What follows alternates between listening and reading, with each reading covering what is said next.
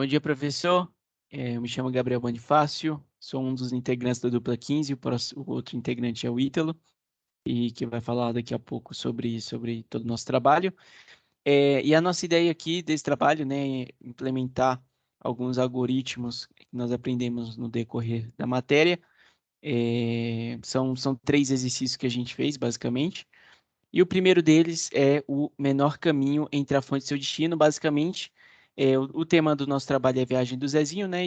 Basicamente aqui a ideia é encontrar o menor caminho entre uma cidade, uma capital do Brasil, até uma outra capital do Brasil, que seria a fonte e o destino da viagem do Zezinho, né? A implementação aqui foi de Grafos 2, né? A gente utilizou o algoritmo de Dijkstra, e o Ítalo pode falar um pouco melhor aqui sobre essa questão. Exato. Olá, professor. Eu me chamo Ítalo, eu também sou integrante da dupla 15. E aqui tem algumas bibliotecas que a gente utilizou no decorrer do nosso projeto. NetworkX para poder facilitar na geração de grafos e também na amostragem, né? É o Matplotlib, que foi para plotar os gráficos, Random para poder gerar alguns números aleatórios que a gente precisou no decorrer do projeto, para deixar o trabalho um pouco mais dinâmico.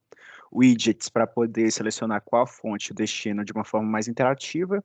NumPy para poder gerar os pontos em um plano cartesiano, já com as coordenadas delimitadas.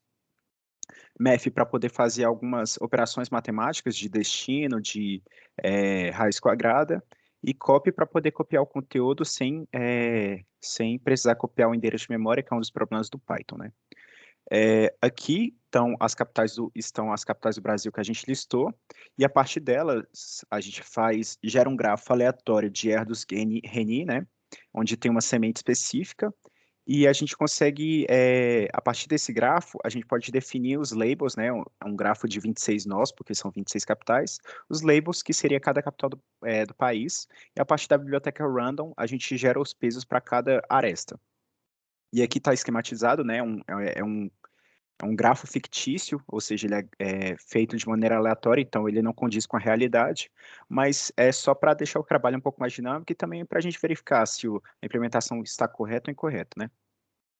Bem, a partir dele, a gente faz a origem, por exemplo, São Luís e Curitiba, e o destino Curitiba. E aqui a gente consegue imprimir o menor caminho, onde a gente converte o nosso grafo para uma matriz de adjacência, a gente consegue verificar que o peso do caminho é 14, e o caminho é São Luís, Salvador, Rio Branco, São Paulo, Cuiabá e Curitiba. Agora eu passo a palavra para o Bonifácio, que vai falar sobre a nossa segunda implementação. Feito, nessa segunda atividade, a gente basicamente utilizou a ideia de programação dinâmica, né, com uma função de knapsack. Basicamente, aqui o objetivo é fazer com que o Zezinho guarde alguns brinquedos no cofre, só que esse cofre, ele tem um peso máximo, né, e o Zezinho, ele vai querer guardar aqueles que ele tem mais valor sentimental. Então, basicamente, a gente tem uma lista de brinquedos, né, que a gente colocou aí.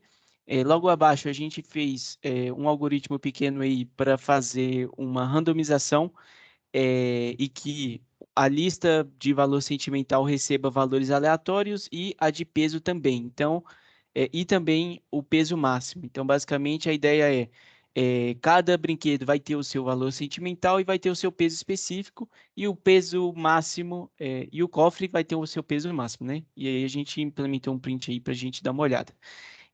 A gente utilizou a função knapsack, que basicamente aí nos dá a soma dos valores sentimentais dos brinquedos que o Zezinho guardou ali no cofre.